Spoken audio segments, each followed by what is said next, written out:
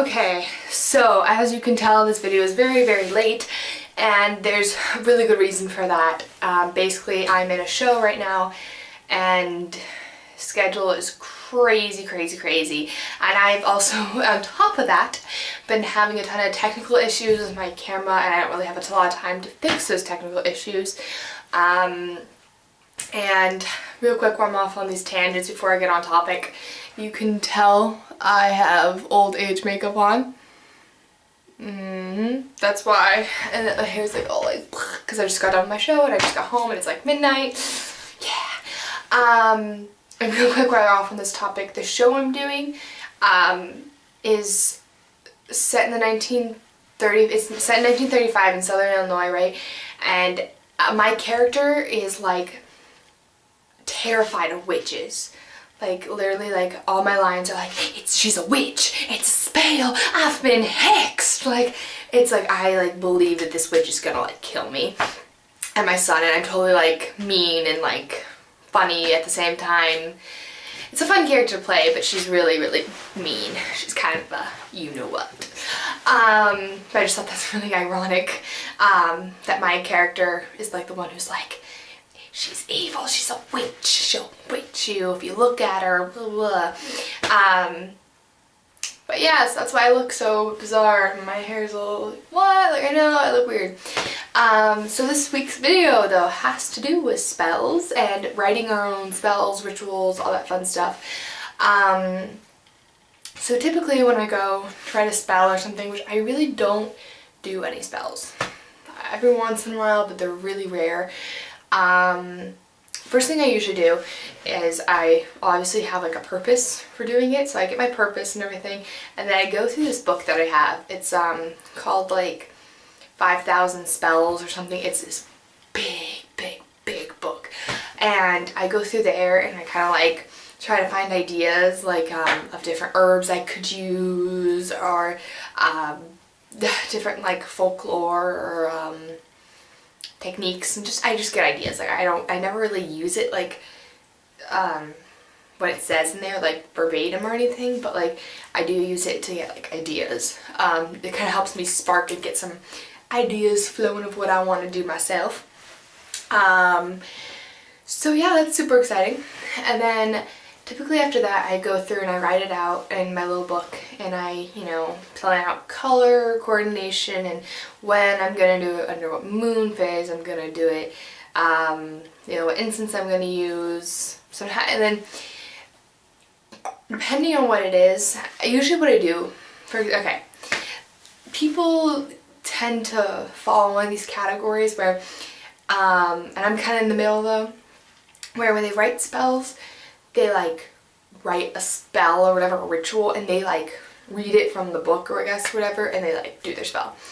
And I've done that before, I mean, but a lot of times what I do is I write a really detailed outline and I get an idea of what I want to do, and then I just go and I just kind of freeform it. Like I know what I'm going to do and I have like my reference there, but I feel like I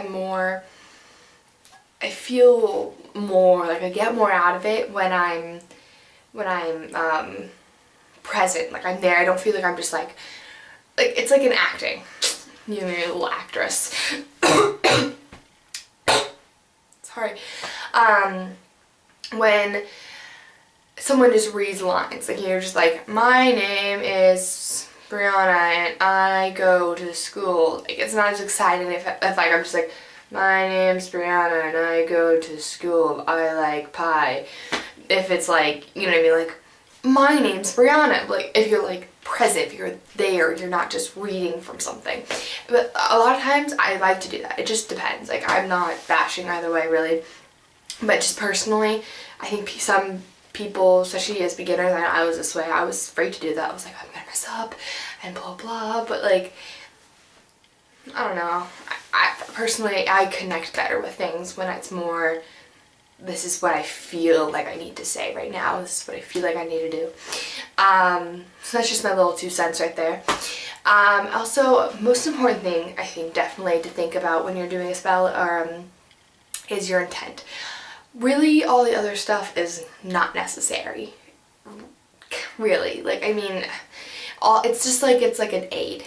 to help you get into that state where you can manifest your intent into the universe, whatever you want to call it. It's kind of like incense or something. Like, incense help you get into that meditative state, like you're gonna meditate or something, but it's not necessary. Like, I can meditate without incense, if that makes sense. It's just extremely helpful. So, and I hate it. I absolutely cannot stand when people are like, I just want to do spells and stuff. And I'm like, I mean, that's fine, but it's like I hate when people are like, you know, like, oh, will you teach me how to do spells and stuff? Like, oh, you're a witch, right? Like, you can do that. And I'm like, I don't know, it just kind of makes me mad when people are like, oh, she's gonna turn me into a frog when she says hocus pocus. Like, it's not how it works, people. It's not how it works. But also another thing to keep in mind is, let's say I wanted you to do a spell to get a good grade on a big test, like my finals this year or something. I wouldn't just be like, oh, okay, I do the spell, yay, okay, I'm not gonna study. Like, you know what I mean? It's like, you can't just sit around on your butt and be like, well, I did a spell. Oh God, sorry, if you see me slipping into a southern accent, yeah, it's because of my play. It's like, I'm not just gonna sit on my butt and be like, oh, well, I did a spell, so, you know, I don't have to do anything else because it's good. Like, I lit some candles, said some words, and we're good. No. You need to actually go study. That's kind of important. You can't just expect most things. You know what I'm saying.